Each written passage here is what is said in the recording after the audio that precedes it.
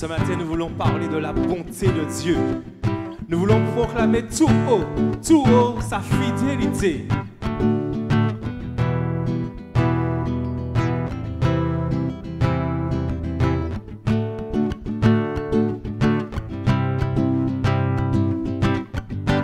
Je parlerai de ta bonté, de ta fidélité.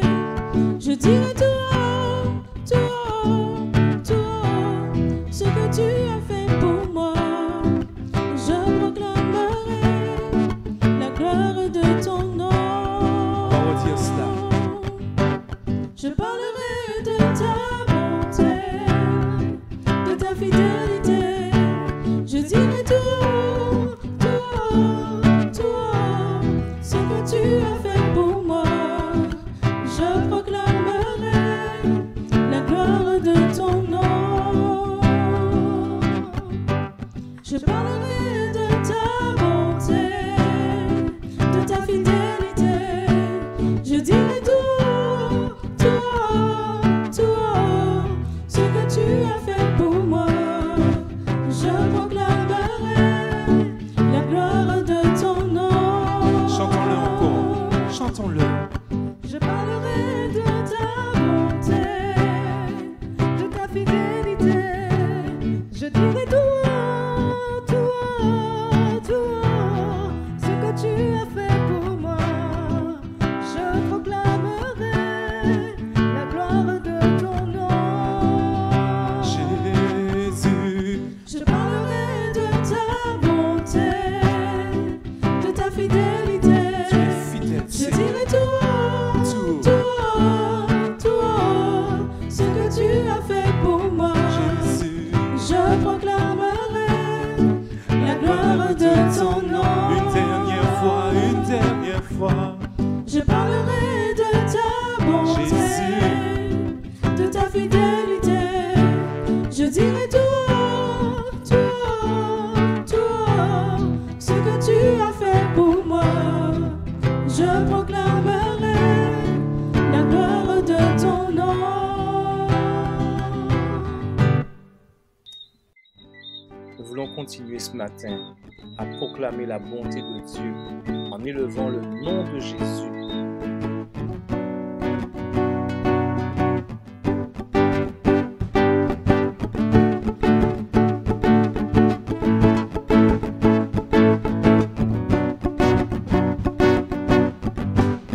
Ton nom est majestueux, Seigneur, sur toute la terre. Ton nom est fort et puissant, ton nom est glorieux.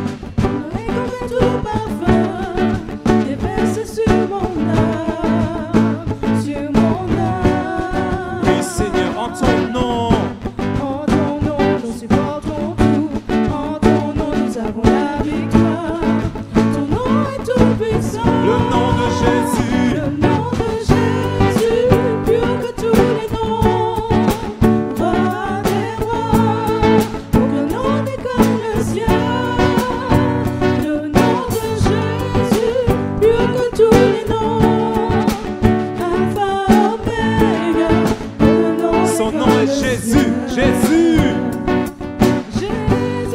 Oh, proclame-le chez toi. Proclame le nom de Jésus. Proclame le nom de Jésus. Encore une fois, Jésus, Jésus.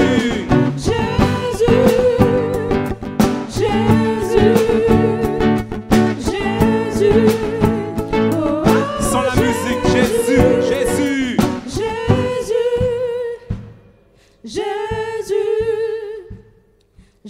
Proclame-le chez toi. Proclame avec nous Jésus, Jésus, Jésus, Jésus. Proclame ça. Le nom de Jésus, le nom de Jésus. Plus que tous les noms, roi des rois, au nom des connaissions. Le nom de Jésus, Le nom de Jésus, plus que tous les noms, Alpha, Omega, aucun nom n'est comme le ciel. Jésus, Jésus, Jésus, Jésus. Oh, oh, Jésus, Jésus, Jésus, Jésus. Oh, oh, une dernière fois, Jésus, Jésus, Jésus. Oh, oh, Jésus. Oui, Seigneur, nous te proclamons ce matin dans nos maisons, te proclamons sur nos familles, sur nos églises. Sois proclamé, Père, dans le précieux nom de Jésus. Amen. Merci, Seigneur.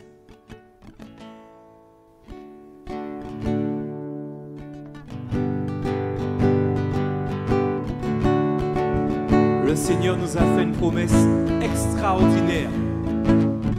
Je serai avec vous tous les jours jusqu'à la fin du monde. Et il a aussi promis à son Église d'envoyer le Saint-Esprit.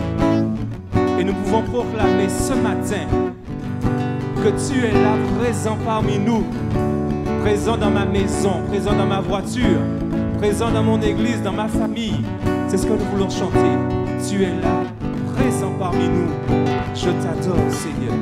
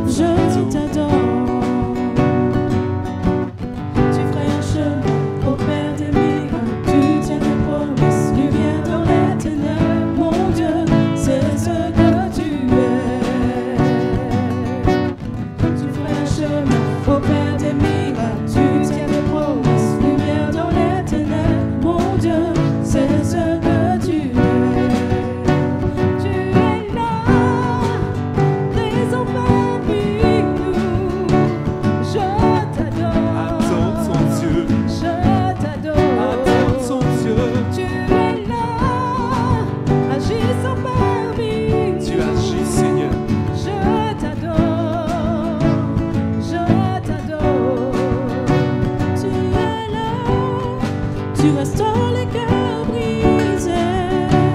Je t'adore, je t'adore. Tu es là, transformant nos vies. Je t'adore, je t'adore. Tu ferais un chemin au Père de miracles. Tu tiens tes promesses.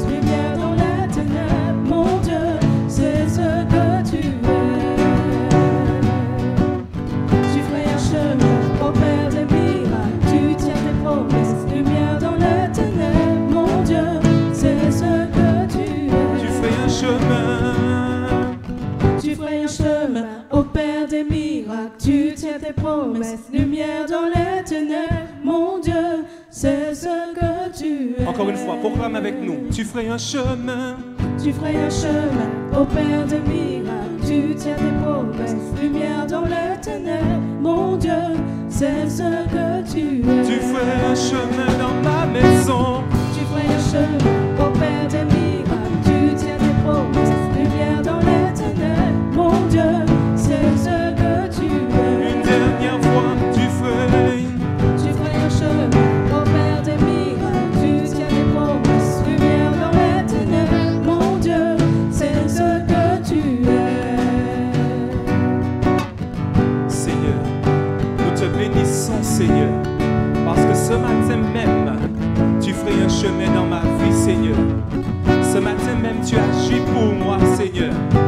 Ce matin même, tu transformes ma vie, Seigneur, parce que ta parole est certaine et je m'appuie sur ta parole.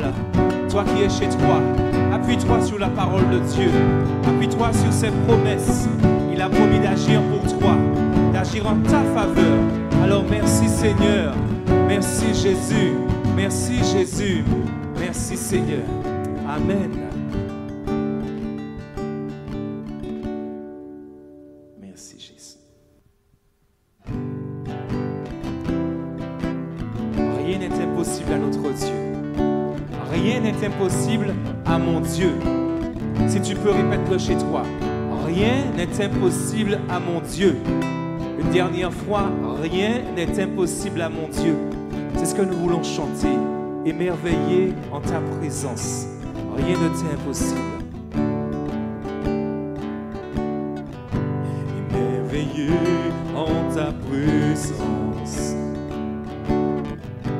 Rien ne t'est impossible. Émerveillé en ta présence. Ta joie me remplit d'espérance. On reprend ensemble, émerveillé. Émerveillé en ta présence. Rien ne t'est impossible. Émerveillé en ta présence. Ta joie me remplit d'espérance. Il n'y a personne comme toi, Jésus. Personne n'est comme toi sur toute la terre. Il n'y a personne comme toi, Jésus. Personne n'est comme toi. Tu fais de grandes choses. Tes œuvres sont glorieuses. Toi le Dieu fidèle, puissant est ton nom. Tu fais de grandes choses. Tes œuvres sont glorieuses. Toi le Dieu fidèle, puissant est ton nom. Émerveillé en ta présence.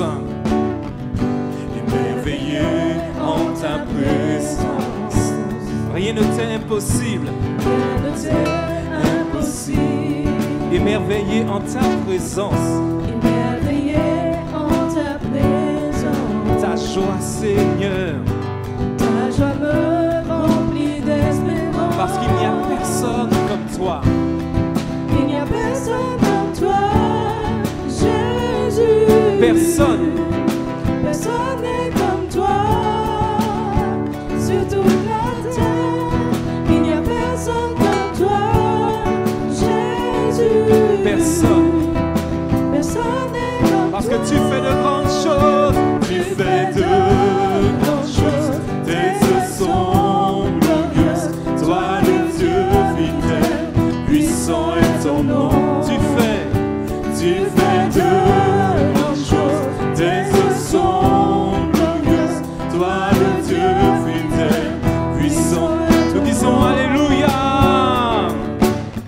Alléluia, Alléluia, Alléluia, Alléluia, Alléluia, Alléluia. Puissant est ton nom, Alléluia, Alléluia, Alléluia, Alléluia. Dis-le avec nous. Alléluia, Alléluia. Encore une fois. Alléluia. Alléluia.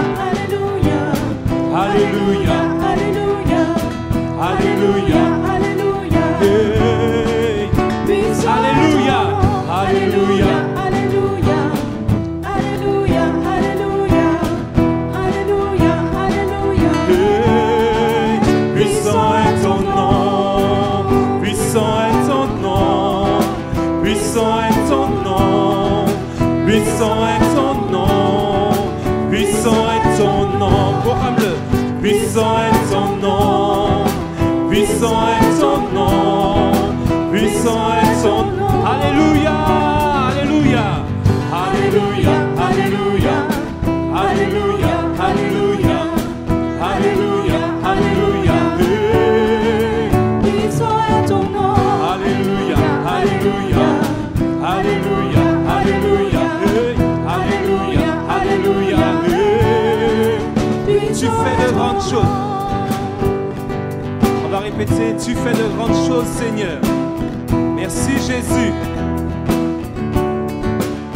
Tu fais de grandes choses, tes œuvres sont glorieuses. Toi le Dieu fidèle, puissant est ton nom. Tu fais de grandes choses. Tu fais de grandes choses, tes œuvres sont glorieuses. Toi le Dieu fidèle, puissant est ton nom.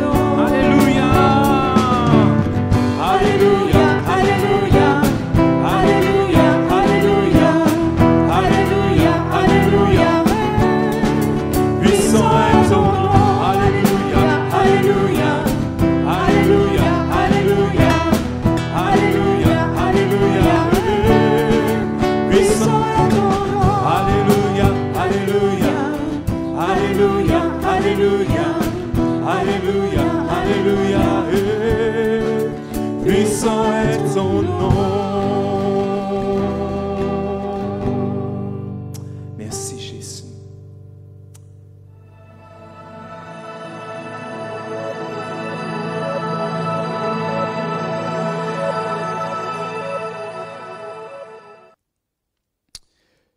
Bonjour à vous qui nous rejoignez donc sur cette chaîne et ceux qui par d'autres moyens donc nous reçoivent. Que vraiment la grâce du Seigneur donc abonde dans vos vies et dans vos cœurs.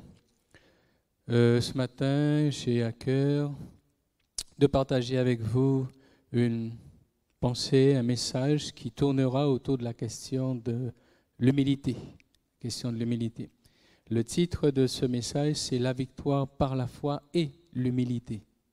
Mettant en évidence donc l'importance donc d'associer l'humilité à la foi pour saisir la victoire. Deux textes bien connus dans la parole du Seigneur. Jean chapitre 11, le verset 40, où il nous est dit « Si tu crois, tu verras la gloire de Dieu ». La foi ici est mise en avant pour saisir le secours et voir la gloire de Dieu. Et dans Proverbes chapitre 15, le verset 33, il nous est dit « L'humilité précède la gloire ».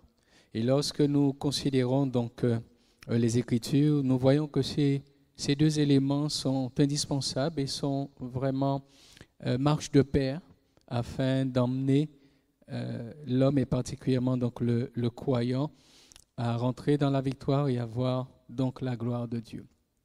C'est vrai que le plus souvent la notion de victoire fait appel à l'effort, à la force, à la capacité, à l'action. Et c'est vrai que la foi, c'est quelque chose de très pratique. C'est vraiment quelque chose qui ne doit pas rester sur le plan théorique, mais doit entrer dans une démonstration et dans une manifestation de cette foi, de ce que l'on croit. Mais tout en exerçant sa foi, il est important de savoir donc être et rester dans l'humilité. Puisqu'en réalité, tout nous est accordé par la grâce de Dieu. C'est parce que Dieu a décidé de faire grâce aux hommes. C'est parce que Dieu a choisi ce moyen pour que les hommes soient secourus. Dans Éphésiens chapitre 2, versets 8 et 9, il nous est dit « Eh bien, c'est par la grâce de Dieu que nous sommes sauvés, par le moyen de la foi. » Et il est précisé « Cela ne vient pas de nous, c'est un don de Dieu. » Alors que la foi soit pleinement exercée, mais qu'elle le soit avec l'humilité, avec un sentiment et une reconnaissance que tout nous est accordé par la grâce de Dieu. Je voudrais m'appuyer sur un exemple dans la parole du Seigneur, dans l'Ancien Testament, c'est l'exemple de Samson. L'histoire de Samson, nous pouvons la retrouver dans le livre des Juges à partir du chapitre 13 jusqu'au verset 16. Donc, il nous est relaté donc la vie de cet homme et comment Dieu donc l'a choisi, désigné pour qu'il emmène la délivrance et la victoire au milieu de son peuple. Lorsque nous considérons Juges chapitre 14 et le verset 6, Juges chapitre 14 et le verset 6, et il nous est dit « L'Esprit de l'Éternel saisit Samson, et sans avoir rien à la main, Samson déchira le lion comme on déchire un chevreau. » Cet homme a reçu de Dieu, a été donc saisi par l'Esprit de Dieu pour accomplir des œuvres et nous connaissons en tout cas l'histoire de Samson par le fait que c'était un homme fort. Nous retenons son vécu par le fait que c'était un homme qui avait une force exceptionnelle. Et la Bible nous dit que cet homme était saisi par l'Esprit de l'Éternel et manifestait donc cette force. Dans Juges 15, 14, il nous est dit un autre exemple. Lorsqu'il arriva à Léchi, les Philistins poussèrent des cris à sa rencontre. Alors l'Esprit de l'Éternel le saisit. Les cordes qu'il avait au bras devinrent comme du lin brûlé par le feu, et ses liens tombèrent de ses mains. Verset 15, il trouva une mâchoire d'âne fraîche. Il étendit sa main pour la prendre, et il en tua 1000 hommes. Verset 16, et Samson dit, avec une mâchoire d'âne, un monceau, 2 monceaux, avec une mâchoire d'âne, j'ai tué 1000 hommes. Ici, et vous pourrez donc prendre le temps de lire toute l'histoire de Samson et considérer comment Dieu lui a donné des capacités extraordinaires et exceptionnelles pour accomplir son œuvre. Mais malheureusement, et c'est pourquoi nous nous appuyons sur cette histoire, Samson a perdu tout cet avantage parce qu'il a oublié que sa force était liée à sa relation avec Dieu, à la relation qu'il avait avec le Seigneur qu'il avait appelé. Parce que c'était vraiment pour accomplir la volonté de Dieu qu'il avait été établi juge. Nous pouvons le lire et au chapitre 13 du livre des Juges, et même dès sa naissance, il n'a pas seulement été établi à un moment de sa vie, mais dès sa naissance, Dieu avait déjà signifié les choses le concernant. Juges chapitre 13, lorsque le Seigneur s'adressera aux parents donc, de Samson, et particulièrement à sa maman, il nous est dit au verset 4 et 5, Juges 13, versets 4 et 5. Maintenant, prends bien garde, ne bois ni vin ni liqueur forte et ne mange rien d'impur, car tu vas devenir enceinte et tu enfanteras un fils. Le rasoir ne passera point sur sa tête, parce que cet enfant sera consacré à Dieu dès le ventre de sa mère, et ce sera lui qui commencera à délivrer Israël de la main des Philistins. Amen.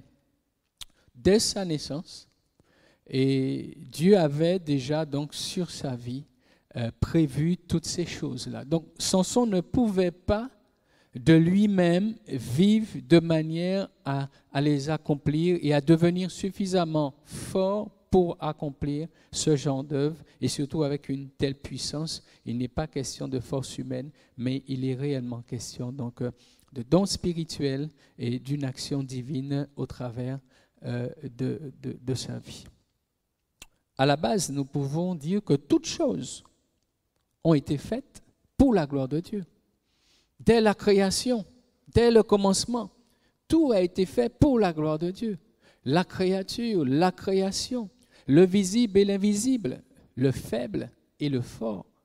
Tout a été fait à la base pour la gloire de Dieu, pour que Dieu, au travers des uns et des autres, puisse se révéler et manifester sa gloire. Et ça, c'est une chose à retenir, surtout dans la question de l'humilité. Cela nous aide. Et si nous avions pensé d'une certaine manière que la parole de Dieu puisse nous aider à reconsidérer nos voies, surtout, encore une fois, dans ces temps et dans ces moments, et reconsidérer la manière d'exercer et d'accomplir l'œuvre de Dieu, d'exercer les dons et d'accomplir l'œuvre de Dieu. Dans le Nouveau Testament, il est dit, donc, en tant qu'Église, nous sommes établis par Dieu comme un peuple de vainqueurs avec toutes les capacités nécessaires à la victoire. Il nous est expliqué ces choses-là. Et c'est l'apôtre Paul qui nous dit dans Romains chapitre 1er, pour nous aider à comprendre cela, Romains 1er verset 16, Romains chapitre 1er verset 16, je vais donc m'y rendre. Il est dit, « Car je n'ai point honte de l'évangile, c'est la puissance de Dieu pour le salut de quiconque croit, du juif premièrement, puis du grec. Parce qu'en lui est révélée la justice de Dieu par la foi et pour la foi, selon qu'il est écrit, le juste vivra par la foi. » L'évangile, c'est la puissance de Dieu. L'Église, donc, est établie dans cet évangile, par la grâce de Dieu. Et c'est un évangile, la Bible nous dit, nous le lisons, qui est puissant. Donc, indépendamment de tout individu, de toute personne, de tout croyant, l'évangile est puissant. Et Dieu nous fait la grâce d'intégrer cet évangile. Et lorsque nous sommes dans cet évangile, nous nous appliquons donc à vivre et à user de ce qu'est cet évangile. Personne n'a fait l'évangile si ce n'est Dieu lui-même qui a donné l'évangile. Et l'évangile, donc, l'apôtre Paul nous le dit, c'est la puissance de Dieu pour le salut de quiconque croit. Donc les hommes sont appelés, nous sommes appelés à intégrer l'évangile de Jésus-Christ. Et si vous ne l'avez pas encore fait, croyez en Dieu pour votre salut. Acceptez Jésus sur la base de cet évangile et saisissez dans cet évangile toute la puissance de Dieu pour votre salut, votre délivrance et votre guérison, si vous ne l'avez pas encore fait. Et si aujourd'hui vous vous sentez faible, vous vous sentez dépassé par les événements, c'est vraiment le moment de saisir cet évangile. Parce que l'évangile de Dieu, c'est une puissance, c'est la puissance que Dieu a donnée aux hommes pour le salut de quiconque croit. Le salut, la délivrance, pour que vous puissiez entrer dans votre victoire.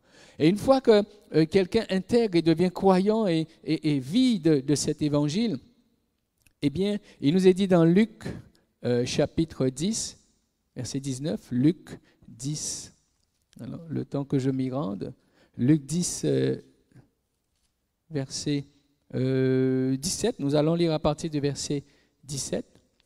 Il est dit, les 70 revinrent avec joie, disant, Seigneur, les démons même nous sont soumis en ton nom. Ils étaient émerveillés, stupéfaits de ce que produisait ce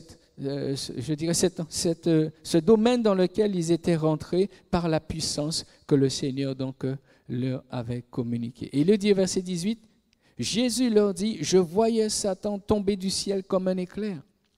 Voici, je vous ai donné le pouvoir de marcher sur les serpents et sur les scorpions et sur toute la puissance de l'ennemi, et rien ne pourra vous nuire. Nous savons intégrer un évangile puissant. Et Dieu met en nous sa puissance. Je vous ai donné pouvoir. L'Église a besoin, jour après jour, de garder cela et de prendre conscience, lorsque ce n'est pas encore le cas, que nous sommes établis par Dieu comme un peuple de vainqueurs avec toutes les capacités nécessaires à la victoire, à la délivrance, à la guérison, au salut. Et ces deux passages que nous venons de lire sont vraiment là pour préciser cette réalité.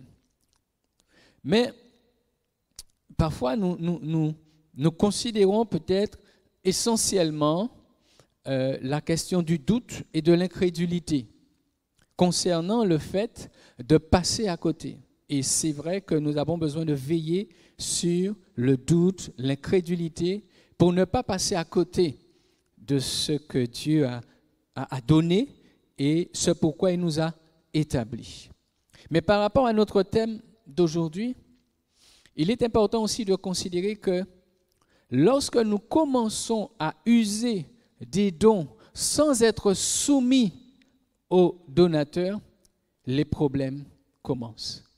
Parce que là, nous manquons de cette humilité, justement, qui consisterait à considérer, en fait, Dieu m'a donné tout cela, il m'a fait la grâce de vivre tout cela, mais je dois veiller à rester soumis à celui qui m'a fait cette grâce.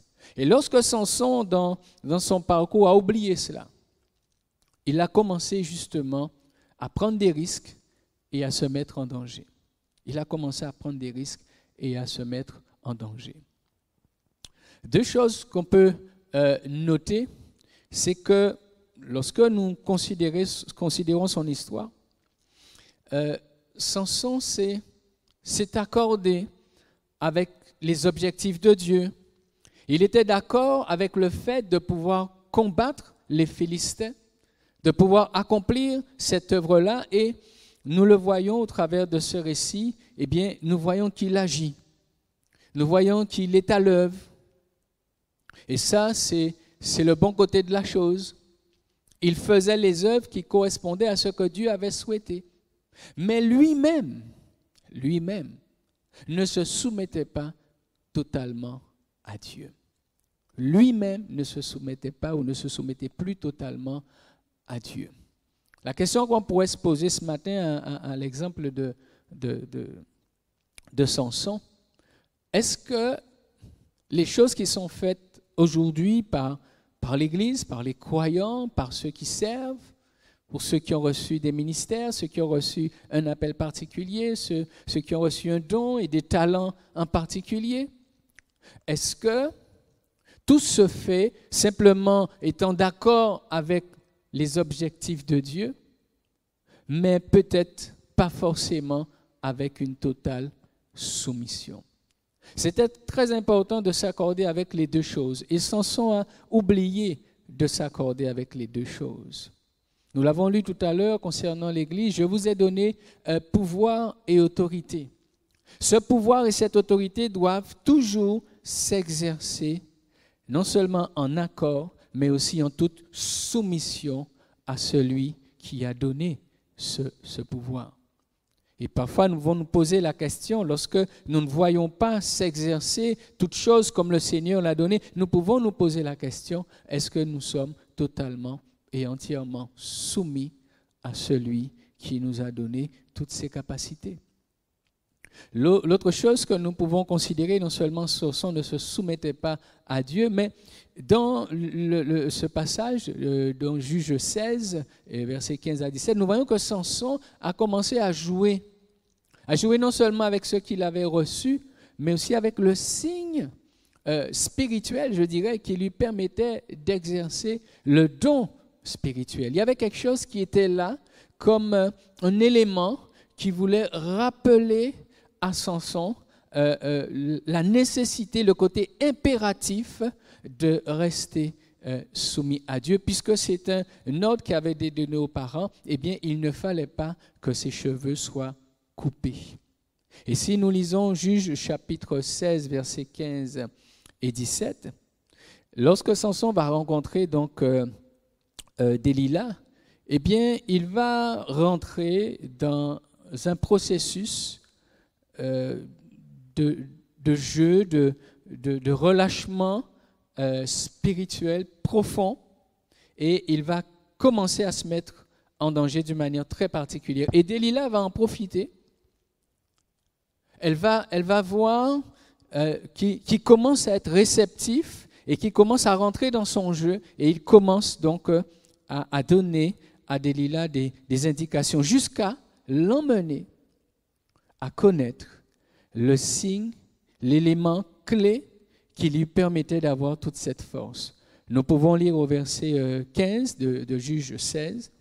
Elle lui dit, mais comment peux-tu dire je t'aime puisque ton cœur n'est pas avec moi? Voilà 3 fois que tu t'es joué de moi et que tu ne m'as pas déclaré d'où vient ta force. Verset 16. Comme elle était chaque jour à le tourmenter et à l'importuner par ses instances, son âme s'impatienta à la mort, et il lui ouvrit tout son cœur et lui dit, le rasoir n'a point passé sur ma tête parce que je suis consacré à Dieu dès le ventre de ma mère. Si j'étais rasé, ma force m'abandonnerait, Je deviendrai faible et je serai comme tout autre homme. » Et Delilah, voyant qu'il lui avait ouvert tout son cœur, envoya appeler les princes des Philistins et leur fit dire, « Montez, cette fois, il m'a ouvert tout son cœur. » Je m'arrête ici. Malheureusement pour Samson, il va jouer et il va perdre. Parce qu'il a cessé d'être un homme consacré à Dieu. Il a cessé d'être un homme qui marchait dans l'humilité, dans la dépendance, reconnaissant jour après jour que c'était une grâce que Dieu lui a fait d'être choisi. Et je crois que plus nous nous approchons des temps de la fin, plus nous-mêmes nous avançons d'une manière personnelle, chacun d'entre nous, dans la vie, plus nous avons besoin de nous poser les bonnes questions. Et de réaliser non seulement, et c'est une chose très importante, que nous puissions agir et accomplir l'œuvre de Dieu, c'est une chose à laquelle nous avons besoin d'être fortement attachés, mais nous avons besoin aussi nous-mêmes de rester attachés à Dieu. Parce que nous avons été établis, nous avons été aussi consacrés, nous avons été mis à part pour Dieu, pour l'œuvre de Dieu, mais aussi pour Dieu lui-même. Nous avons été appelés, consacrés, établis, mis à part pour Dieu, pour l'œuvre de Dieu et pour Dieu lui-même. Samson a oublié que la base de sa force, c'était sa consécration.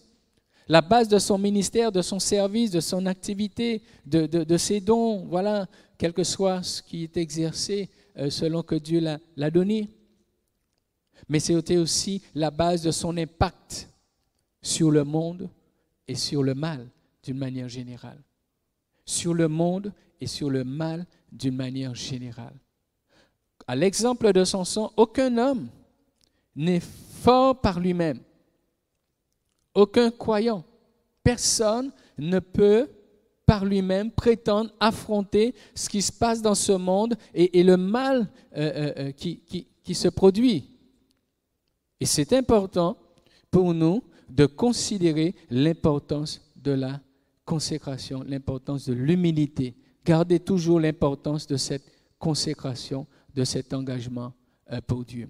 Jésus dira dans les évangiles, « Tout pouvoir m'a été donné dans le ciel et sur la terre. Et voici, je suis avec vous tous les jours jusqu'à la fin du monde. » Jésus nous dit bien que le pouvoir, c'est lui qui l'a. Et il fait une chose, c'est qu'il met à notre disposition ce pouvoir. Mais par lui, par sa présence, c'est lui qui rend capable. Et s'il y a une chose que nous devons entretenir plus que toute autre chose, c'est sa présence. C'est cette relation, cette consécration, parce que c'est lui qui nous rend capables. C'est lui qui nous donne la force, la sagesse, le courage. Lorsque la peur fait ses ravages, lorsque l'inquiétude et tout autre sentiment nous submergent, eh bien, nous pouvons trouver auprès de lui du secours. Nous pouvons trouver grâce auprès de lui. Nous pouvons nous tourner vers lui. Dans le monde évangélique, d'une manière générale, nous avons sans doute défini notre valeur par les actes de puissance, d'une manière très, très mise en évidence, et définissant ainsi la valeur d'une église, la valeur d'un croyant, la valeur d'un homme de Dieu, d'une femme qui sert le Seigneur, la valeur de tous ceux qui sont l'Église et qui servent Dieu. Et c'est vrai que les actes de puissance sont une référence au regard général. Mais en même temps, nous pouvons nous poser la question, mais est-ce que l'humilité n'a pas pris un coup, ne prend pas un coup quand c'est comme ça? Et à ce moment-là, quelle est la valeur de la foi lorsque l'humilité fait défaut? Eh bien, si nous ne faisons pas attention, la foi peut devenir prétention. Lorsque l'humilité manque dans l'exercice des dons ou dans la vie, dans l'évangile de Jésus-Christ, eh bien, si la foi manque d'humilité, eh bien, cette foi peut devenir prétention, comme Samson. Et cette prétention peut même nous faire manquer de compassion. Nous sommes vraiment forts et capables et cette prétention peut même nous faire manquer de compassion pour les perdus, pour ceux qui sont faibles et qui sont dans la défaillance et qui ont besoin de toute la grâce de Dieu. Veillons à ce que notre foi soit toujours empreinte d'humilité. Et Samson, lui, il a vraiment été dans une foi prétention, puisque dans Juges chapitre 16 et le verset 20, que va-t-il dire suite au fait qu'il ait ouvert son cœur à Delilah et qu'elle ait fait appeler les Philistins?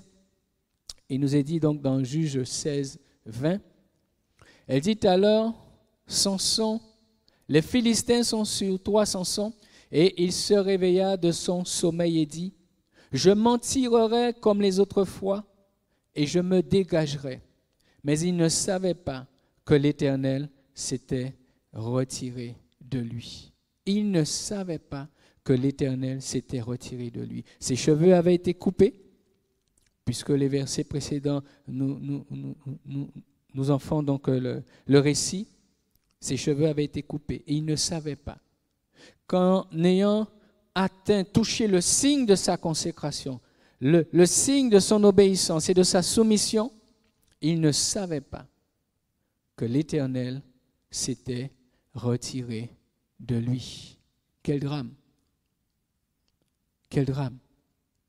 Nous pouvons vivre sans savoir que Dieu s'est retiré de nous. Nous pouvons vivre sans réaliser que Dieu s'est éloigné de nous, simplement parce que nous avons osé toucher un point clé qu'il avait établi. De même, dans le jardin, Adam et Ève donc, ont dû quitter le jardin et s'éloigner de la présence de Dieu, alors que tout leur était donné, simplement parce qu'ils ont touché à un signe d'obéissance et d'engagement envers Dieu. Ils ont osé toucher à cela. Je crois qu'il nous faut faire attention à la routine. Parce que c'est vrai que lorsqu'il y a la routine, eh bien nous pouvons perdre l'essentiel. Nous attacher à un aspect des choses et perdre l'essentiel. Faisons attention. Et c'est pourquoi j'ai eu l'occasion de le dire déjà, je le répéterai, sans doute ce temps que nous vivons aujourd'hui, c'est un temps de grâce. Pour nous réveiller et nous sortir de la routine. Et savoir réellement si l'Éternel ne s'est pas retiré de nous, ou ne s'est pas éloigné, ou si l'Éternel n'est pas attristé par nous, par nos vies, par notre manière d'être, notre relation les uns avec les autres, par notre manière de vivre, notre foi, dans notre manière de relationner avec lui, avec notre génération. Est-ce que la foi prétentieuse nous a gagnés? Est-ce que l'indifférence nous a gagnés? Est-ce que nous avons ce feu, cette flamme personnelle qui est entretenue devant le Seigneur? Et je dis personnel. C'est très important de considérer. Est-ce que l'Éternel ne s'est pas retiré ou éloigné? Est-ce que l'Éternel n'est pas attristé? Oui, un temps comme aujourd'hui, c'est un temps pour se remettre en question. Surtout lorsque les solutions semblent difficiles à trouver. Lorsque rien ne se passe comme avant, lorsque l'inquiétude, l'incertitude et la peur, je le disais tout à l'heure, font leur ravage. Que veut dire cette inquiétude? Que veut dire cette peur? Que veut dire ces incertitudes? N'y a-t-il pas un message au travers de tout cela? Lorsque Adam et Ève s'étaient éloignés de Dieu dans le jardin et que Dieu s'était approché d'eux, Adam a dit « j'ai eu peur ». Lorsque Saül et l'armée d'Israël se trouvaient devant le Philistin, devant Goliath, ils avaient peur. Ils étaient inquiets, dans l'incertitude, dans la panique. Est venu David, qui entretenait sa consécration, son engagement, sa relation. Il ne s'agit pas de jeter la pierre à ceux qui ont peur ou qui sont dans l'inquiétude. Lorsque la peur nous envahit, nous passons tous par des moments où la peur nous envahit, l'incertitude, l'inquiétude. Mais il s'agit simplement de nous dire, mais la sécurité, l'assurance, la foi, eh bien, se trouve dans cette fameuse présence de Dieu, mais surtout en entretenant une relation de consécration, d'humilité. Parce que ce que Dieu attend de nous, c'est l'obéissance. Il nous dit qu'il ne prend pas plaisir au sacrifice, mais il prend plaisir à l'obéissance. Et c'est vrai que lorsque ces choses sont là, l'Église a besoin de veiller. Dans Apocalypse chapitre 3, verset 20, il est dit « Voici, je me tiens à la porte et je frappe. » Le Seigneur a toujours ce désir d'avoir cette relation intime avec son peuple, avec chacun d'entre nous. Est-ce que nous l'avons compris?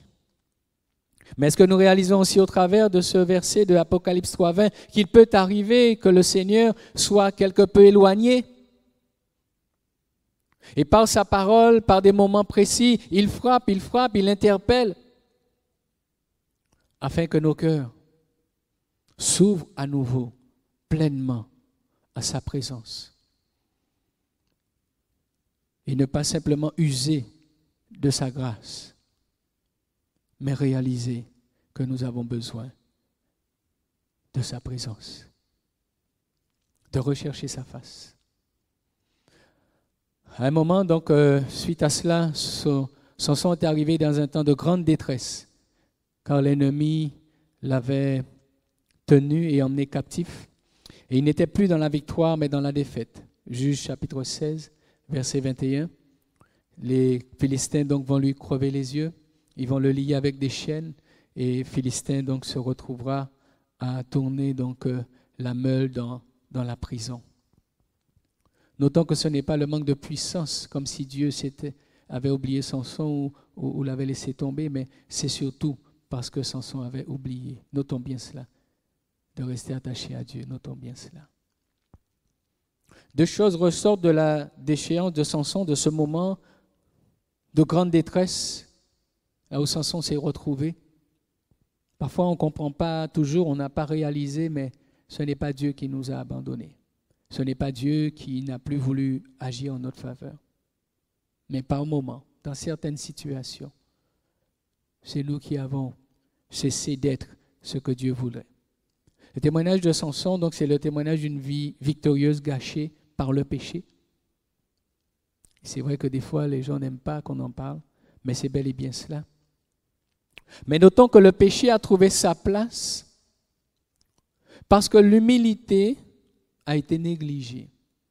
Lorsque le Seigneur nous dit dans Matthieu 26, 41, il s'adresse aux disciples et aussi à nous, « Veillez et priez afin que vous ne tombiez pas dans la tentation. » C'est un conseil précieux que Dieu nous donne, parce que la tentation va arriver lorsque nous n'allons pas veiller et lorsque nous n'allons pas prier, lorsque nous n'allons pas avoir cette vie de dépendance.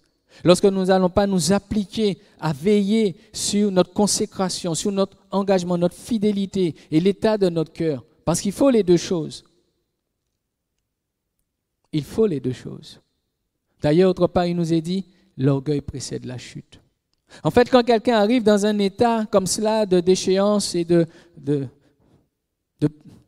grande détresse, il y a, c'est vrai, le péché qui a trouvé un accès, mais le péché a trouvé un accès parce que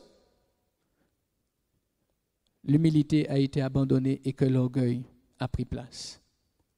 Veillez et priez afin que vous ne tombiez pas en défaillance. C'est donc la négligence au principe de base et l'attachement excessif à l'action qui va ouvrir la porte à la tentation. C'est la négligence au principe de base et l'attachement excessif à l'action qui va ouvrir la porte à la tentation, à la détresse, aux problèmes qui vont suivre. Mais pour Samson, en même temps, cette défaite et ce moment de détresse, c'est aussi l'expression de la compassion de Dieu. Vous avez du mal à comprendre, mais c'est vrai. Parce que les Philistins auraient pu tuer directement Samson. Et ça serait fini pour lui en un instant. Mais il était dans ce moment de grande détresse et de grande angoisse, les yeux crevés, enchaînés, en train de tourner donc la meule. Ça lui permettait de se remettre en question. Ce moment d'isolement qu'il a connu dans cette prison et dans ce moment de grande détresse, c'était l'expression de la compassion de Dieu. Parce que la Bible nous le dit, mieux vaut rentrer sans un œil dans le ciel que d'avoir les deux yeux et d'être perdu à jamais. Nous avons besoin de considérer à quel point Dieu nous aime et qu'au travers de toute situation, il exprime et manifeste sa compassion à notre égard. Et là, dans ce moment, Samson va retrouver la foi et l'humilité, la foi dans l'humilité. C'est donc par ce moyen que Samson va être restauré. Ça veut dire que c'était ce qui lui avait manqué. Et dans Juge 16, versets 28 à 30, la Bible nous dit que « Alors Samson invoqua l'Éternel. Et dit, Seigneur éternel, souviens-toi de moi, je te prie. Ô Dieu, donne-moi de la force seulement cette fois, et que d'un seul coup je tire vengeance des Philistins pour mes yeux. » Et Samson embrassa les deux colonnes du milieu sur lesquelles reposait la maison, et il s'appuya contre elles. L'une était à sa droite et l'autre à sa gauche. Et Samson dit, que je meure avec les Philistins. Il se pencha fortement, et la maison tomba sur les princes et sur tout le peuple qui y était. Et ceux qu'il fit périr à sa mort furent plus nombreux que ceux qu'il avait tués pendant sa vie. Amen. Le fait qu'il soit retourné à invoquer l'Éternel, qu'il ait pris le temps de chercher la face de Dieu, de crier à Dieu, d'invoquer son nom en toute humilité, reconnaissant qu'il avait abandonné son Dieu, qu'il s'était détourné, éloigné de son Dieu et que le péché avait ainsi pris place. Quand il a prié ainsi, la compassion du Seigneur s'est manifestée à nouveau. S'est manifestée, bien sûr, mais surtout sa puissance s'est manifestée à nouveau. Et Samson, dans ce moment, a remporté la plus grande victoire qu'il n'avait remportée tout au long de sa vie. Comme quoi, ce matin, dans ces moments où vous entendez ce message, n'ayez pas peur, ne soyez pas inquiets, ne promenez pas des regards inquiets, tournez-vous vers Dieu. Considérez, regardez là où vous vous êtes éloigné de Dieu. Considérez, regardez là où Dieu vous dit, il y a quelque chose qui manque à ta foi. Il y a quelque chose qui manque à ta marche. Il y a des sentiments qui sont dans ton cœur qui ne doivent pas y être. Ou il y a des choses que tu as perdues en chemin. C'est à ce moment que la prière devient efficace. C'est lorsque l'on reconnaît. C'est à ce moment que lorsque l'on se tient devant Dieu, il y a une sincérité profonde. Et il y a un cri du cœur, le cri de l'âme. Dieu ne reste pas insensible au cri de l'âme. Dieu ne reste pas insensible à la détresse. Lorsque le malheureux crie, l'Éternel l'entend et le délivre de toutes ses détresses. Mais le malheureux est celui qui reconnaît son état. Donc avant d'invoquer Dieu, il faut le faire en reconnaissant mon état. Jésus dira, si quelqu'un a soif, qu'il vienne à moi. C'est parce que je reconnais que je suis sec.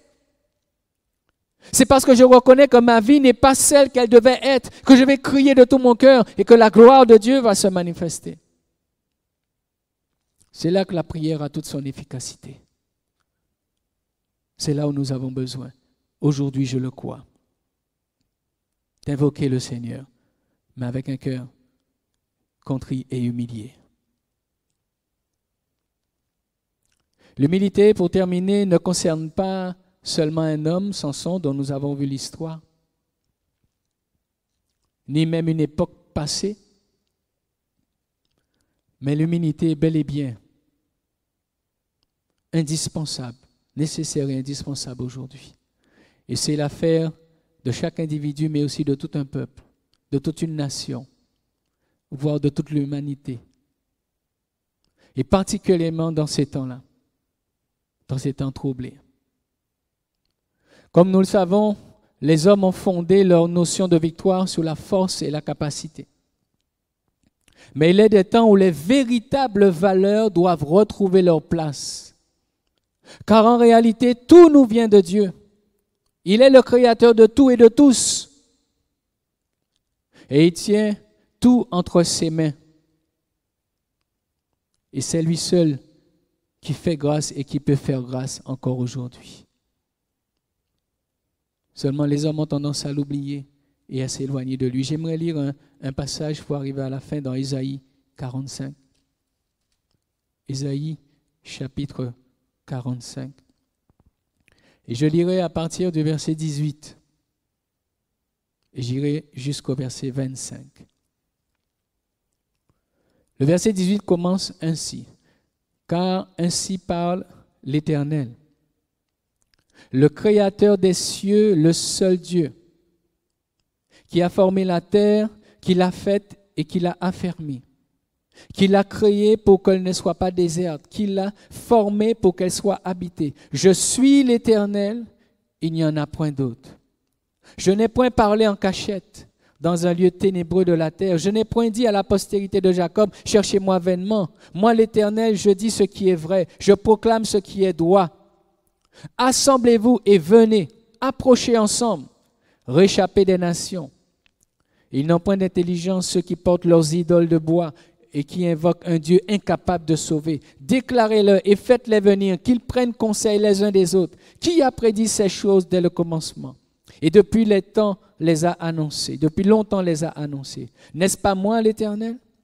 Il n'y a point d'autre Dieu que moi. Je suis le seul Dieu juste et qui sauve. Tournez-vous vers moi et vous serez sauvés. Vous tous qui êtes aux extrémités de la terre, car je suis Dieu, il n'y a point d'autre. Je le jure par moi-même. La vérité sort de ma bouche et ma parole ne sera point révoquée. Tout genou fléchira devant moi et toute langue jugera par moi. En l'Éternel seul, me dira-t-on, réside la justice et la force. À lui viendront pour être confondus tous ceux qui étaient irrités contre lui. Par l'Éternel seront justifiés et glorifiés tous les descendants d'Israël. Amen. La parole de Dieu à elle seule est suffisante pour interpeller les cœurs et les consciences. Je vous invite à vous attacher à la parole de Dieu et à réaliser que l'Éternel est Dieu et qu'il n'y en a point d'autre. Étant le Créateur de tous et de tout, tous ceux qui s'éloignent de lui seront dans la confusion. Et lorsque Dieu voit les hommes s'éloigner de lui, lorsque Dieu voit l'orgueil de l'homme, la vanité, la toute suffisance de l'homme s'élever, il intervient. Et il dit stop. Parce que la gloire ne lui est pas donnée. L'honneur ne lui est pas rendu. Mais ce matin, je veux affirmer que l'Éternel est Dieu et qu'il n'y en a point d'autre. Et qu'aucun homme, aucune femme, en quelque lieu que ce soit, ne pourra se soustraire.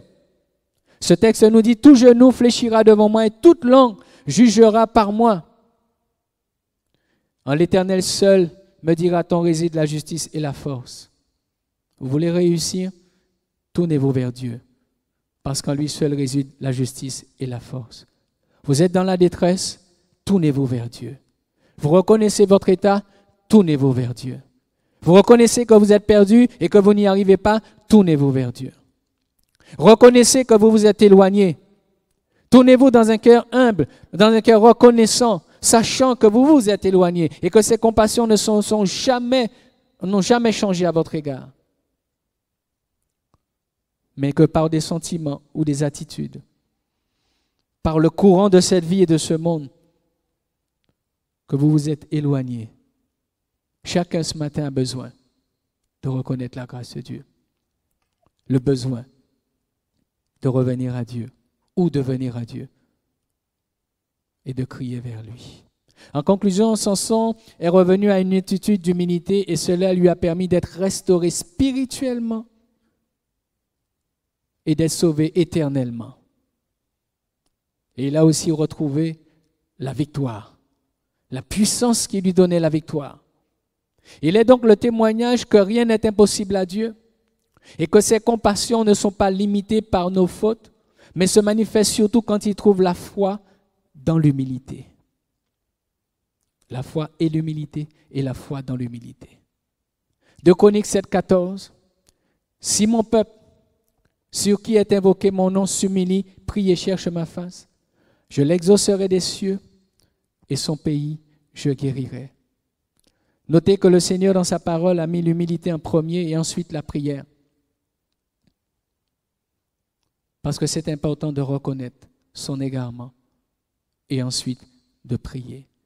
Mais Dieu dit une condition, si mon peuple, s'il y a un temps mis à part, en toute humilité, chacun pour sa part, le peuple, les nations, le monde, je le crois, l'Éternel est fidèle et ses compassions ne sont pas à leur terme. Dieu est capable d'agir, de secourir et de relever. À l'exemple du témoignage de Samson, que vous et moi, que chacun d'entre nous, nos familles, en famille, que nous puissions prendre ce temps de dire, Seigneur, vois mon cœur, vois mon âme, sonde mon cœur, sonde-moi et montre-moi les choses. Et qu'ainsi, Seigneur, je me tourne vers toi en toute vérité et en toute humilité et que tu glorifies ton nom. Seigneur éternel, à toi seul ce matin soit l'honneur, en ce jour, en cet instant, soit la louange et la gloire, parce que tu es le seul Dieu. D'éternité en éternité, tu es Dieu, et il n'y en a pas d'autre que toi. Je te bénis en ce jour de ce que tu m'as permis, moi d'abord, de recevoir ces paroles et ensuite de les partager. Je te rends grâce de ce que tu es tout suffisant pour accomplir ton œuvre dans ton Église et dans ce monde. Accorde-nous seulement, Seigneur, de comprendre et de savoir ce que tu attends de nous, ce que tu veux nous dire en toutes circonstances. Et là où, Seigneur, tu veux nous trouver, et avec les dispositions qui doivent être les nôtres. Tu nous dis, et les sentiments qui étaient en Jésus-Christ. Seigneur, viens faire ton œuvre à nouveau en nous. Viens nous restaurer. Viens bénir nos âmes et nos cœurs. Viens nous purifier de ton sang précieux. Viens nous pardonner encore ce matin. Parce que, Seigneur, nous sommes lents à comprendre. Nous ne saisissons pas toujours toutes choses. Mais béni sois-tu, parce que tu es un Dieu plein de compassion. Et tu sauras nous aider, nous secourir, afin que nous soyons restaurés, que nous retrouvions une pleine victoire, mais que nous puissions aussi être sauvés pour l'éternité. Sois loué, sois béni et sois remercié, Père, au nom de Jésus. Amen. Que Dieu soit béni. Alléluia, Seigneur. Béni soit ton nom, Jésus.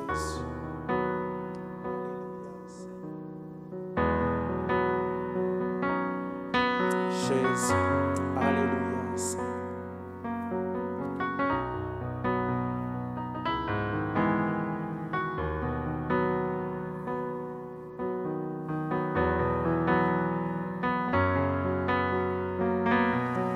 Sonde-moi,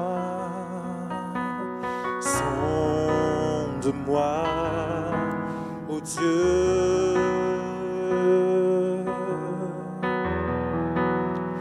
Connais mon cœur, éprouve-moi, Seigneur, et connais mes pensées.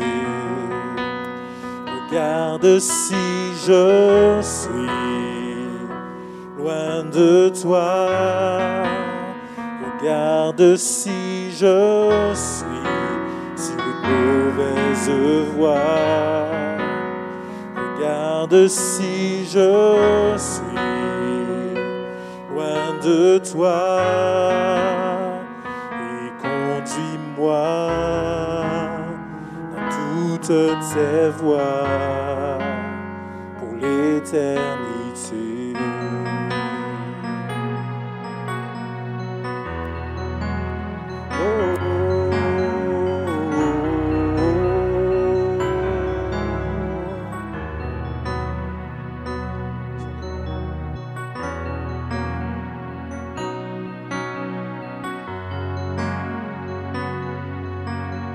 Sonde-moi, ô Dieu,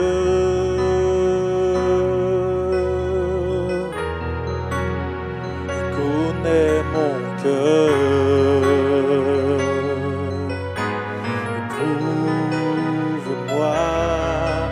Seigneur,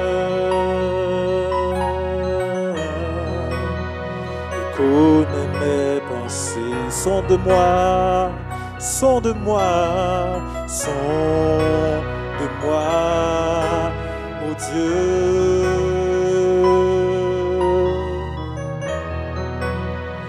Connais mon cœur, éprouve-moi, Seigneur,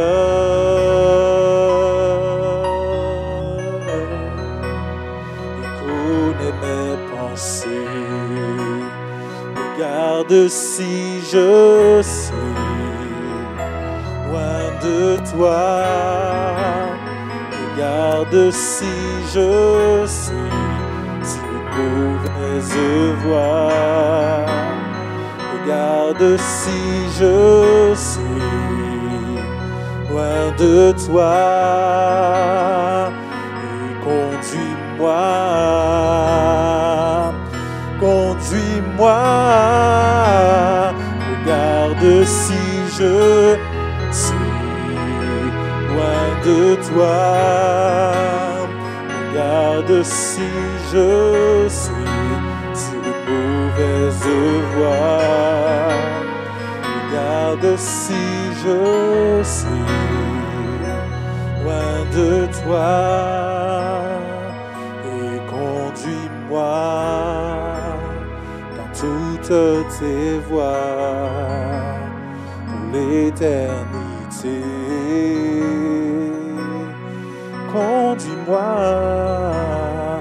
et conduis-moi dans toutes tes voies pour l'éternité. Jésus, et conduis-moi dans toutes tes voies pour l'éternité.